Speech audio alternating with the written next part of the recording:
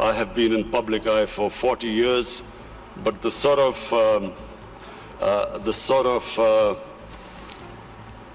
public attitude I have to face in the last 1 year, I've never faced in my life because of all these tough economic decisions we've taken. People are hurting.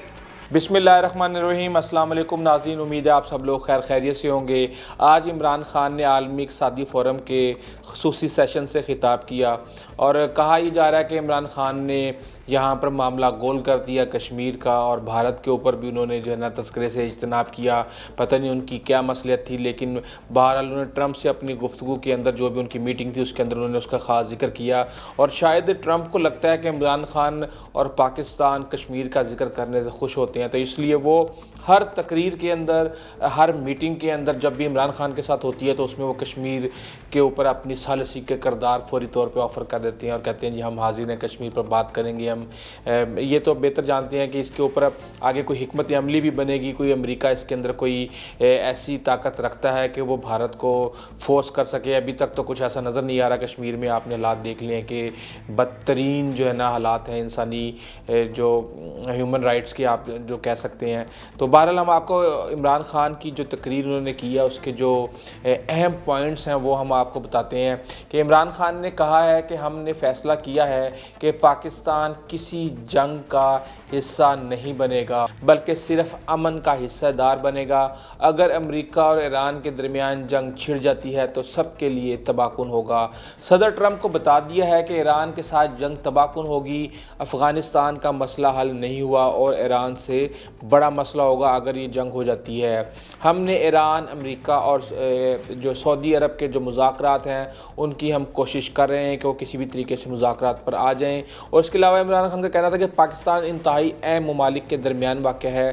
بدقسمتی سے بھارت کے ساتھ تعلقات ایسے نہیں جیسے کہ ہونے چاہیے. اس فورم پر بھارت کے ساتھ اپنے معاملات کا تذکرہ کرنا مناسب نہیں. جس وقت ہمارے تعلقات بہتر ہوئے دونوں ممالک انتہائی تیزی سے اوپر جائیں گے. پاکستان میں ابھی دہشت گردی کا کوئی وجود نہیں. افغانستان میں امن کا قیام پاکستان کے لیے بھی فائدہ مند ہے. ہمسایہ ممالک میں امن صرف افغان حکومت اور طالبان مذاکرات سے قائم ہوگا. اس میں رکاوٹیں ہیں لیکن یہ واحد حل ہے. عمران خان کا کہنا تھا کہ مجھے سمجھ نہیں آتا کہ ریاستیں مسائل کا حل جنگ میں کیوں ڈھونڈ رہی ہیں. جنگ شروع کی جا سکتی ہے لیکن اسے ختم کرنا کسی کے ہاتھ میں نہیں. اگر کسی ملک سے شراکت کی جنگ کے لیے نہیں امن کے لیے کریں گے. پاکستان کسی جنگ کا حصہ نہیں ہوگا کیونکہ امن و استحکام کے بغیر معیشت کو مضبوط نہیں کیا جا سکتا. معیشت کے لیے امن کی ضرورت ہوتی ہے لیکن جب آپ کے معاشرے میں مسلح گروپ ہوں تو یہ ممکن نہیں ہوتا. 9/11 کے بعد پاکستان کو خطرناک ملک قرار دیا گیا. جب میں حکومت میں آیا تو یہ طے کیا کہ ہم کسی جنگ کا حصہ نہیں ہوں گے بلکہ مسائل کو حل کروانے کے لیے اس کے حصے دار ہوں گے. افغانستان کے امن عمل میں پاکستان امریکہ کو طالبان سے مذاکرات کے لیے تعاون کر رہا ہے. خطاب کے بعد سوال و جواب کے سیشن میں وزیر اعظم کا کہنا تھا کہ انہوں نے گزشتہ روز ٹرمپ کے ساتھ ہونے والی ملاقات میں واضح کر دیا کہ اگر ایران کے ساتھ جنگ ہوئی تو پورے خطے کے لیے تباہ کن ہوگی. اس کے اوپر ان کے میزبان نے پوچھا ان سے کہ جی ٹرمپ کا کیا رد عمل تھا اس کے اوپر, جس پر وزیر اعظم عمران خان نے کہا کہ وہ خاموش رہے. مشرق وسطیٰ میں کشیدگی کے حوالے سے وزیر اعظم کا کہنا تھا کہ امریکہ اور ایران میں کشیدگی کے خاتمے کے لیے کردار ادا کر رہے ہیں. ہم نے تہران اور ریاض میں کشیدگی کم کرانے میں مدد کی. ہم کبھی کسی اور کی جنگ کا حصہ نہیں بنیں گے. 9/11 کے بعد پاکستان کو ایک بار پھر مشکلات کا سامنا کرنا پڑا. امن و سلامتی کے بغیر معاشی استحکام ناگزیر ہے. ہم ایران, امریکہ اور ایران سعودی عرب مذاکرات کی کوشش کر رہے ہیں. مجھے سمجھ نہیں آتا, انہوں نے پھر ہی اپنی بات دہرائی کہ مجھے سمجھ نہیں آتا کہ ریاستیں مسائل کا حل جنگ میں کیوں ڈھونڈ رہی ہیں. جنگ شروع کی جا سکتی ہے لیکن اسے ختم کرنا کسی کے ہاتھ میں نہیں. 9/11 کے بعد میں اکیلا ہی امریکی جنگ کے خلاف بول رہا تھا.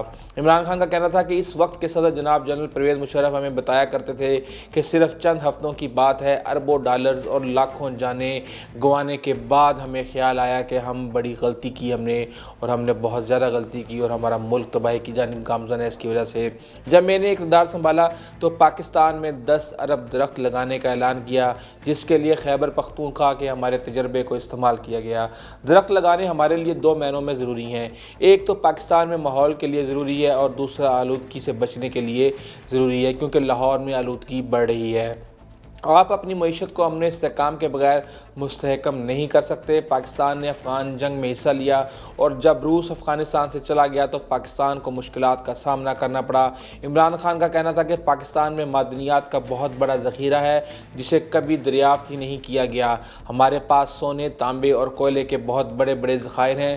پاکستان کے پاس سب سے بہترین زرعی زمین ہے۔ چین کی مدد سے ہم زرعی پیداوار کو بڑھانے کی کوشش کر رہے ہیں، ملک میں سرمایہ کاری لا رہے ہیں، روزگار کے مواقع پیدا کیے۔ معیشت کی بحالی پر معاشی ٹیم کو خراج تحسین پیش کرتا ہوں۔ وقت کے ساتھ ساتھ روپے کی قدر میں استحکام آ رہا ہے۔ عوامی رد عمل کے باوجود ہم نے سخت فیصلے کیے۔ اب ہماری سٹاک مارکیٹ اوپر جا رہی ہے اور معیشت بہتری کی جانب گامزن ہے۔ خواہش ہے کہ کمزور طبقے کو موقع فراہم کیے جائیں۔ پاکستان کی سب سے بڑی طاقت اس کے نوجوان ہیں۔ 60% آبادی نوجوانوں پر مشتمل ہے۔ ہم نے اب نوجوانوں کو ہنرمند بنانے کا پروگرام ترتیب دیا ہے۔ عمران خان نے اور مزید کیا کہا، پلیز یہ سنیں۔ We started one of the most ambitious campaigns to plant 1 billion trees in 4 years. And against all odds, we did it. No one expected it to happen, but we involved the local communities. We first made them understand how important trees were for the future. We made the people understand that Pakistan was very vulnerable to climate change. And we appealed to the people. We involved women in the mountainous areas to grow nurseries. And it became one of the most successful campaigns in our country's history of forestation. So we planted 1 billion trees.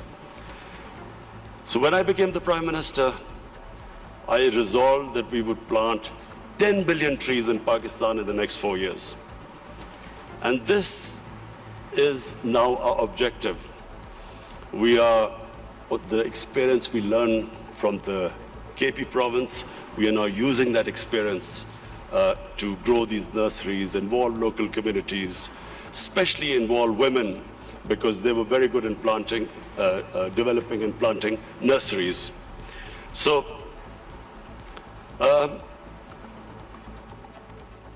why is it important for us to grow trees? For 2 reasons. One, as I mentioned, that Pakistan is vulnerable to global warming. Secondly, in our cities, pollution has become a silent killer. So, unfortunately, there was no plan before, and our cities got very polluted, specifically Lahore, which had the pollution levels like Delhi in India, rose high because for some reason our planners removed 70% of the tree cover of Lahore in the last 10 years. Apart from the environmental aspect now, the third thing I realized, that you cannot make your economy grow unless and until there is peace and stability. Pakistan in the 80s became part of what was the Afghan Jihad. Pakistan became allied with the US to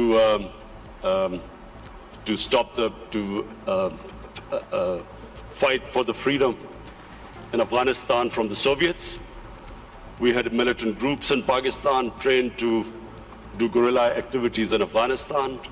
Once that ended, once the Soviets left, we were left with the militant groups, and Pakistan suffered the consequences. First time ever we had militant groups in Pakistan. We had sectarian groups. We had this called the Kalashnikov culture. We had drugs coming into the country. And that was a watershed in Pakistan. Things started going wrong and as I repeat, for economy, you need stability. You need peace and order. So if you have armed militias in your country, that became one of the impediments on economic growth. Come 9/11, we again joined the US in its war on terror.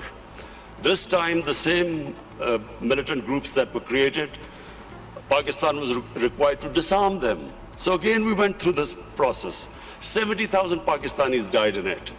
And of course, what was hit was economic growth. And then the image of Pakistan, a dangerous place in the world.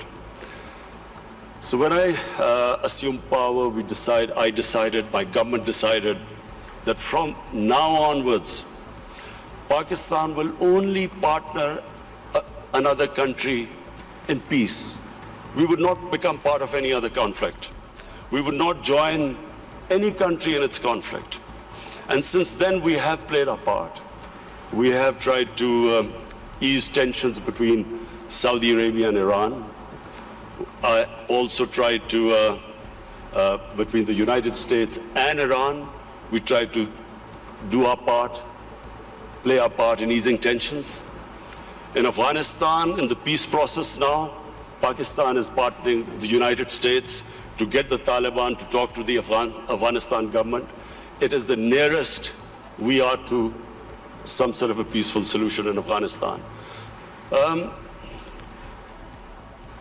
third issue, economics.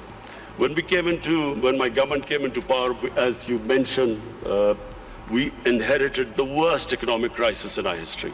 The biggest current account deficit, the biggest fiscal deficit, where almost reserves which would have lasted a month.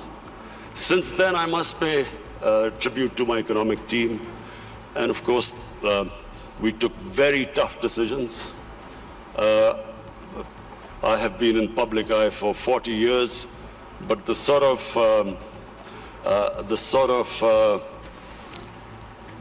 public attitude I have to face in the last 1 year, I've never faced in my life because of all these tough economic decisions we've taken. People are hurting. Naturally, when you do stabilization, you squeeze the economy, people hurt. But we have gone through this very tough period.